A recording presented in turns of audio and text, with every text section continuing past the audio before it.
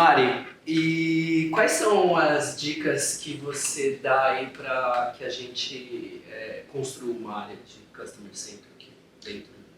Quem está interessado, quem está vendo esse vídeo aí? Dicas práticas que vão um pouco de encontro com as competências que eu falei. Primeiro, a primeira competência é mude a forma de contratar as pessoas. Se você está contratando pessoas e a sua cultura ela não está evoluindo para uma cultura centrada no cliente, é porque você não está contratando da forma correta. Você não está olhando elementos de centralidade no cliente dentro das pessoas. E certamente a sua forma de contratação ela pode ser diferente.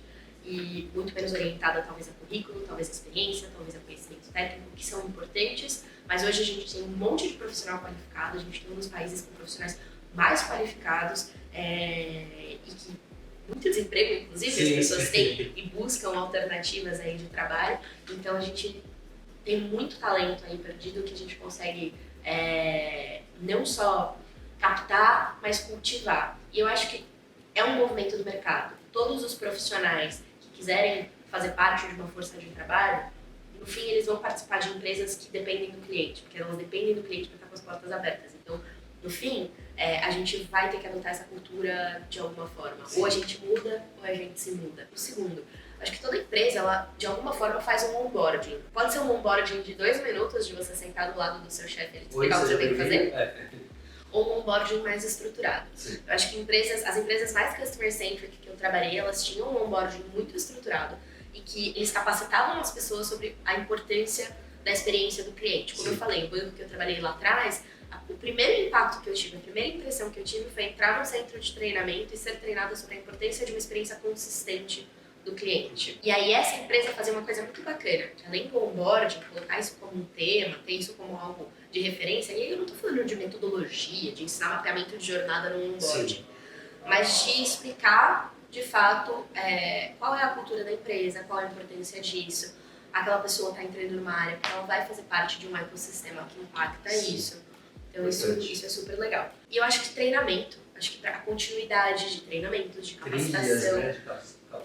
Eu nem gosto de falar de treinamento como uma palavra isolada. Sim. Eu gosto de falar de trilha de aprendizagem. Então a gente tem toda a capacidade de a gente conseguir, como empresa centrada no cliente, de em todos os níveis, principalmente a liderança, de explicar a importância. Porque quando a gente fala do front, que é a outra ponta, a gente sempre dá feedback, a gente faz um checkpoint ali de performance, a gente está sempre olhando a qualidade do serviço. O supervisor do front está toda hora ali. Tem métricas mais metrificando, tem métricas mais operacionais. Exato. Quando você chega na liderança, tem poucas pessoas olhando se a liderança está sendo customer centric ou não, ou metrificando isso de alguma forma. Uma outra coisa super legal que eu gosto de falar é da comunicação. Eu acho que a comunicação ela tem que ser obsessiva, ela tem que falar do cliente, ela tem que mostrar a importância. E eu não tenho a fórmula exata para dizer que na sua empresa a gente tem que botar um cartaz na porta, ou na sua empresa a gente tem que fazer uma comunicação via jornalzinho. Ou uma comissão de cliente, enfim, algo. Um comitê, não sei. Cada empresa ela vai ter um tamanho, cada empresa vai ter um desafio, mas certamente o que a gente não pode deixar de fazer é testar. Existem várias formas de você testar comunicações diferentes. E aí, nesse sentido, a gente falou de contratação, falou de comunicação. Normalmente, essas áreas de recrutamento e de comunicação, elas ficam junto com a área de RH ou gente de gestão. E uma coisa que eu falo bastante é que, às vezes, a gente olha do RH como uma célula isolada, né? O RH tem que contratar as pessoas centradas no cliente. Mas o RH também precisa ser centrado no cliente. Exato. O RH também precisa acreditar nisso. A área de recursos humanos, ela precisa habilitar e facilitar para que essas coisas aconteçam no dia a dia. Na comunicação, no treinamento, no onboarding. Então, o RH ele também precisa ser centrado no cliente, a gente não pode esquecer disso. E quando a gente fala também de treinamentos e tudo mais, a gente não pode esquecer que às vezes, e aí é uma dica que eu dou porque eu já passei bastante por isso, às vezes a gente tem aquela preguiça e a gente quer fazer o treinamento dentro de casa. Sim. Então, puxa, vamos fazer para não gastar, para não investir. Querendo ou não, e aí é por experiência mesmo nesses últimos 10, 15 anos com relacionamento, com experiência, às vezes trazer um parceiro estratégico de fora pode fazer muito sentido. Existe uma teoria que eu gosto muito do David Covey que fala de aprendizagem experiencial, que fala sobre aprender Sim. pelo impacto. Você passa por uma experiência de impacto, aí você absorve aquilo, traduz o que aquilo significou para você botar em prática, de forma bem simples, obviamente.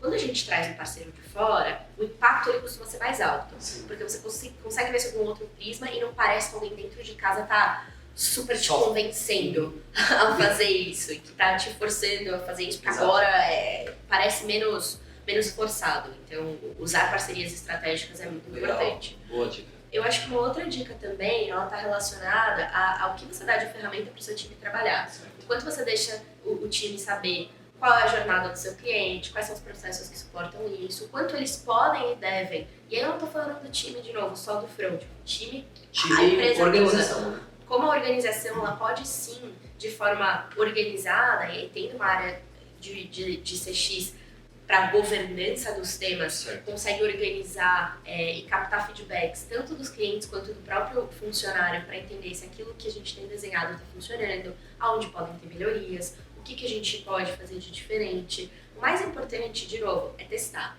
Assim como eu falei da comunicação, a gente vai testando até achar o meio correto. É importante a gente certamente não desistir. E aí tem um outro ponto que eu acho bastante legal, adicionando, que é a questão de rituais. Então, Legal. tem muitas empresas que fazem isso. Quantas empresas a gente não vê fazendo ritual de buzina para falar de resultado? Sim. Ritual de reunião para falar das metas de vendas batidas. Reunião de OKRs. Assim, quando a gente acredita em alguma coisa que está no nosso DNA, por exemplo, orientação ao resultado, Sim. que eu acho que isso é uma coisa super importante, mas que já está intrínseca em todas as empresas, é muito mais fácil você criar rituais e as pessoas aderirem. A Disney é uma empresa que faz com que os funcionários parem 5 minutos por dia para se colocar no lado do cliente.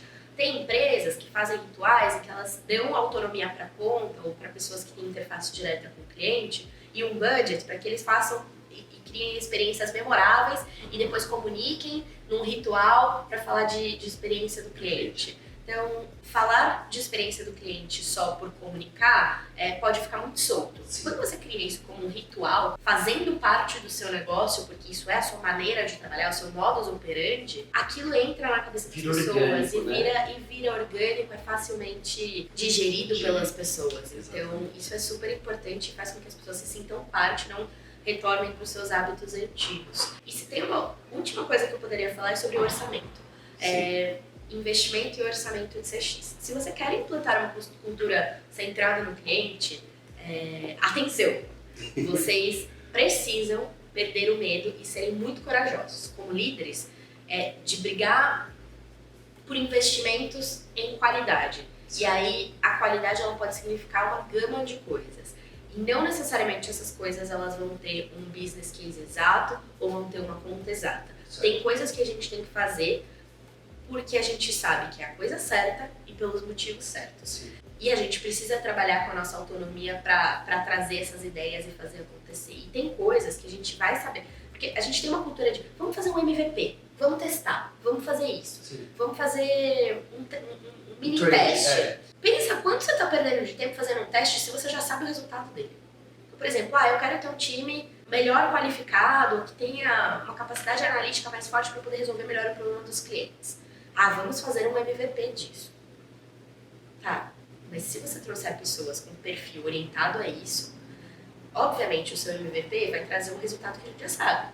Sim. Que faz sentido a gente investir na capacitação das Vamos pessoas. capacitar o pessoal. Faz sentido a gente buscar um perfil dessa forma. Sim. Então, se a gente já sabe o resultado, será que faz sentido toda a preparação desse MVP, depois todo um tempo de período de teste, depois mais um período de discussão, sabendo que a gente já tem a decisão? Já sabe que Então, tem que ser feito. tem que ser feito. E aí eu não tô falando para todas as empresas que isso é uma verdade, mas eu só tô dando um exemplo prático de que tem coisas que acontecem que são nesse sentido. Sim. A gente sabe e a gente morre de medo. E às vezes a gente vai ter que fazer trades. Então, esse ano, por exemplo, eu tive algumas situações em que eu tive que falar, puxa, tem uma coisa muito top que eu queria fazer acontecer, mas que eu, na posição em que eu estava, não podia necessariamente tomar uma decisão, uma cartada final, ou dar uma crachadada e falar, vai ser assim. Vai ser. Então a gente também tem que ser estratégico. Dependendo do level de senioridade, ou a cadeira que você tá, você tem a autoridade da sua posição, ou você vai ter uma autoridade que você ganhou porque você foi convencendo as pessoas, que eu acho que é o modo mais perene e sustentável de você continuar com a cultura e continuar conseguindo investir naquilo que você quer. Então eu fiz alguns trades e falei, cara, eu vou tirar isso aqui estrategicamente para eu poder fazer tal piloto, ou então fazer tal ação e movimento que eu gostaria para melhorar a experiência do cliente. Claro, doeu tirar do bolso, tirar de outras linhas de orçamento, mas uma vez que eu provo que aquilo faz sentido, aí a gente vai cavando mais moedinhas para botar naquele nosso cofrinho. Então, às vezes, a gente só vai ter que fazer um exercício de priorização. Mas o mais importante, e não existe sem, é a cultura com pessoas. Então, o investimento em pessoas, na forma de contratar, na comunicação dessas pessoas, na capacitação dessas pessoas e em como você engaja elas com rituais no dia a dia. Então, acho que são algumas dicas práticas de como fazer. Para finalizar, a gente falou aí no meio do papo, só para uma dica que você tem, porque hoje você está numa cadeira bem alta e de liderança, de tomada de decisão. A gente entende, a gente falou no nosso papo que a gente precisa de toda a organização centrada nessa cultura. E dá uma dica aí para esse pessoal que eles, tenho certeza que estão assistindo falando assim, putz, mas é só eu, e aí eu preciso convencer os heads e o C-level. E como eles implantarem a sementinha aí? Em algumas das empresas que eu trabalhei, a gente sempre tinha uma forma muito inteligente de fazer com que as pessoas elas tivessem contato com o cliente. E aí, contato não é visita esporádica, contato mesmo. Quente, o tempo todo, de saber o que o cliente está dizendo e falando. Então, coisas práticas. A gente pegou e botou um quadro atrás do presidente com frases impactantes que os clientes estavam dizendo nas redes sociais. E a gente gastou, assim, nada. A gente pegou um quadro branco que tinha na empresa e botou atrás do presidente. E aí o primeiro foi muito engraçado, eu não vou abrir qual foi a marca, mas estava assim, vocês vieram aqui no Facebook saber sobre essa marca, fujam dela. Essa foi a primeira frase que a gente colocou. E aí as pessoas começaram a pensar, nossa, mas por quê? E aí você vai gerando um buzz, vai gerando um pouco de incômodo, as pessoas vão percebendo, perguntando e tudo mais. Eu acho que a gente tem que mostrar também, querendo ou não, a pessoa que ela faz uma transformação cultural, você não está sozinho, você pode estar se sentindo como uma pessoa ali com uma bandeirinha branca, gente, pelo amor de Deus, vamos ser centrados no cliente, paz com o cliente. E o sentimento ele pode ser esse muitas vezes, mas é importante que você habilite também a empresa a entender, como eu falei lá no início, o estágio de maturidade em que ela está. Então, eu super recomendo um diagnóstico de maturidade, existem consultorias hoje que fazem isso, existem metodologias que você acha na internet. Então, quando eu fiz esse diagnóstico numa das empresas que eu trabalhei, foi chocante. A gente estava num nível negativo. Olha isso. E aí as pessoas começaram a ouvir e entender, uau, tipo, realmente não estamos genuinamente interessados, algo precisa mudar. Um outro ponto legal é a entrevista qualitativa. Se a sua empresa não tem um budget para fazer um super conselho de cliente, que eu acho uma das formas mais efetivas de trazer a voz do cliente, traz 1, 2, 3 clientes para fazer um talk, para fazer um bate-papo rápido. Todas as empresas têm algum tipo de atendimento, seja uma pessoa ou um grupo, um exército, uma área, ou um parceiro que faz esse atendimento. É importante que vocês tenham uma agenda compartilhada em que as pessoas possam marcar horários para irem lá, não só fazer a escuta, mas atenderem. Até porque a gente precisa gerar um exercício de empatia também sobre a qualidade, porque eu divido em duas coisas a questão do atendimento.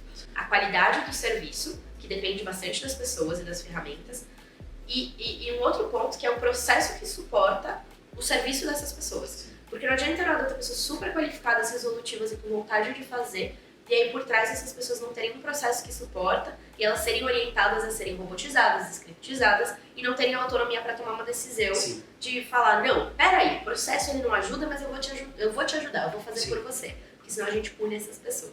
Então, olhar então de volta para essa parte do atendimento e fazer com que as pessoas façam esses exercícios de atender pessoas de todos os levels da companhia. Certo. Hoje na companhia que eu tô, o presidente faz isso uma vez, 2 por mês. Olha que legal. E a gente cobra, eu como área de CX, eu cobro, e obviamente ninguém vai me punir por isso, de que os outros C-levels, os outros diretores, os superintendentes, eles façam isso. Tenham essa experiência. Exatamente. E aí a gente tem que ser muito estratégico nas nossas cobranças. Sim. A gente tem que virar para as pessoas e falar, cara, quantas vezes você já foi lá fazer um carona?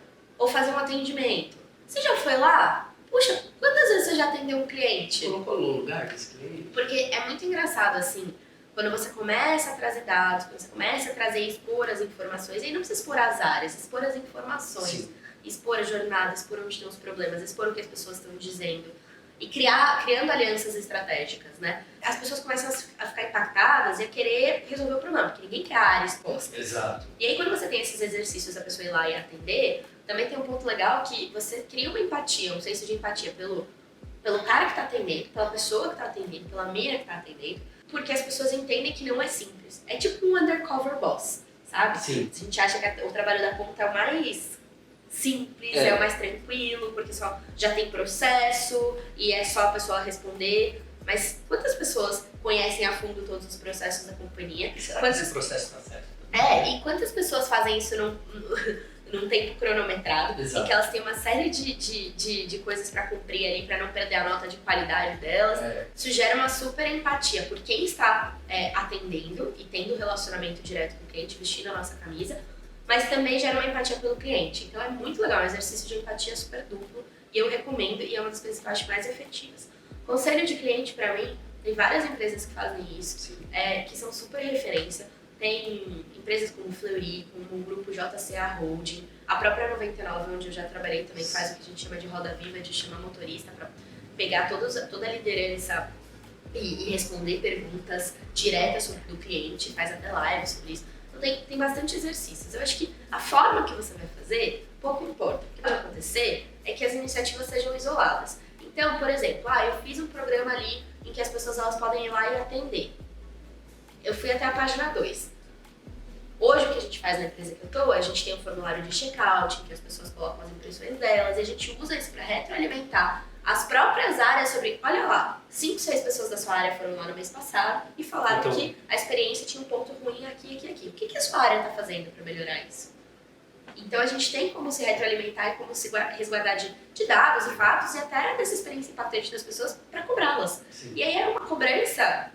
De novo, se ela faz parte da cultura, ela não vai ser uma cobrança de tipo, sua área, isso não é uma cobrança expositiva.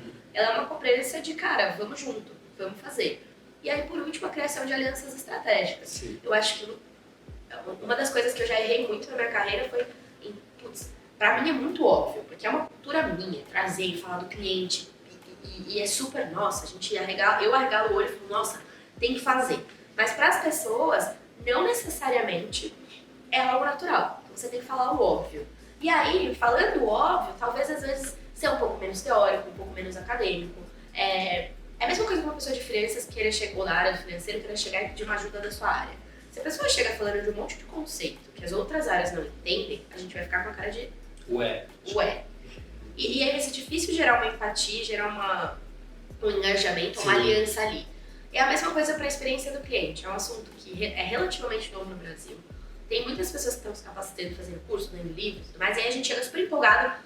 Tem que ter essa metodologia, essa teoria, e o jeito de fazer, e não sei lá, e design thinking, e post-it, e jornada do cliente. E aí a gente acaba flodando as pessoas de informação, elas acabam gerando uma certa repulsa. E eu sempre, na minha carreira, assim, eu fui aprendendo muito, né? Eu acho que cometi esse erro no início de, sei lá, 10 anos atrás. Vamos fazer, e tipo, framework disso. E isso não faz as pessoas se engajarem imediatamente. A gente tem que explicar. Às vezes, não no sentido pejorativo, mas a gente tem que desenhar. A gente tem que mostrar, olha, a sua área faz parte aqui nesse ecossistema. Colocar ali dentro. Isso impacta o meu cliente aqui. Vamos fazer junto? O que você acha? E trazer as pessoas para perto. E ao invés de só sair falando, estamos fazendo CX, ou a experiência do cliente está melhorando, é como você pratica isso no dia a dia com pequenas ações. E como você vai transformando, porque a gente fala que a gente vai transformação estratégica, cultural e grande, e enfim, a disrupção ela vem de como você muda a forma de fazer as coisas, e constantemente e frequentemente. E aí você cria uma cultura orientada ao cliente, e perene e sustentável. E aí, de novo, cultura não é no curto prazo. Quando você olhar para trás, 1, 2, 3 anos atrás, você vai falar, nossa, olha de onde a gente partiu. Exato, você vê, né, a evolução, né? Eu, por experiência, sei que empresas levam de 3 a 7 anos para virarem super orientadas ao cliente. Olha aí. De forma genuína, de forma sustentável e de forma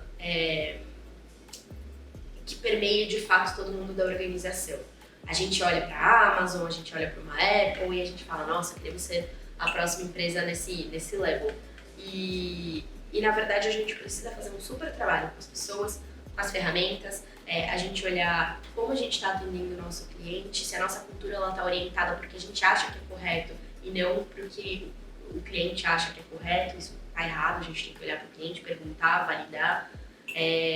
Isso tudo faz com que a cultura ela vá se desdobrando. Só que isso não é rápido, isso leva muito tempo e é importante não desistir. CX é jornada, não é projeto, não tem meio, não tem fim, é uma jornada. Não desistam, pessoal. A gente não desiste. A gente não nem desiste. eu, nem a Mari. A gente está Somos aqui. brasileiros, a gente não desiste. A gente entende que o cliente é a mina, é o cara, e ele tá lá e ele é o centro. Mari, muito obrigado. Esse bate-papo foi super, acho que, construtivo, interessante. A gente trocou bastante informação aí. Pode se despedir do pessoal com a sua frase final. E muito obrigado, galera. Gente, eu acho que é uma honra sempre falar, porque é o meu modo de aprendizado. Quando eu falo, me ouço escutando, eu vejo muito como eu evoluí como profissional. Ninguém nasce pronto, preparado, acho que é uma cultura. Isso é para algumas pessoas, é orgânico de algumas pessoas e de outras, talvez não tanto, mas isso não significa que a pessoa não possa participar disso de alguma forma. O mais importante é acreditar que a gente vive uma era de cultura da experiência do cliente, uma era de economia da experiência, em que isso vai drivar muito a decisão das pessoas e que os business precisam disso. Seja você um empreendedor, seja você uma pessoa de uma pequena empresa, uma pessoa de uma empresa gigantesca, uma multinacional, sempre existem formas de fazer as coisas. Eu não sou perfeita, claro que na minha carreira eu também cometi vários erros até eu poder chegar nesse estágio que eu posso falar desse assunto com propriedade e com vontade, com verdade, assim, do coração e dos olhos. Eu estou super disponível quando as pessoas me procuram, LinkedIn e tudo mais, eu sempre bato papo, sempre falo. E é uma oportunidade para eu me ouvir falando e falar, cara, será que esse conceito também que eu acredito hoje, ele é o absoluto? Então é uma super evolução para mim também. E o meu propósito é transformar a vida das pessoas por meio de experiências incríveis. Se eu puder fazer um pouquinho disso por dia, eu já estou muito feliz e satisfeita. Eu acho que se eu puder estar aqui falando com as pessoas sobre isso, já é uma gotinha nesse propósito. Exatamente. E eu super agradeço. Muito obrigada. Obrigado, Mari. Obrigado, pessoal. Até a próxima.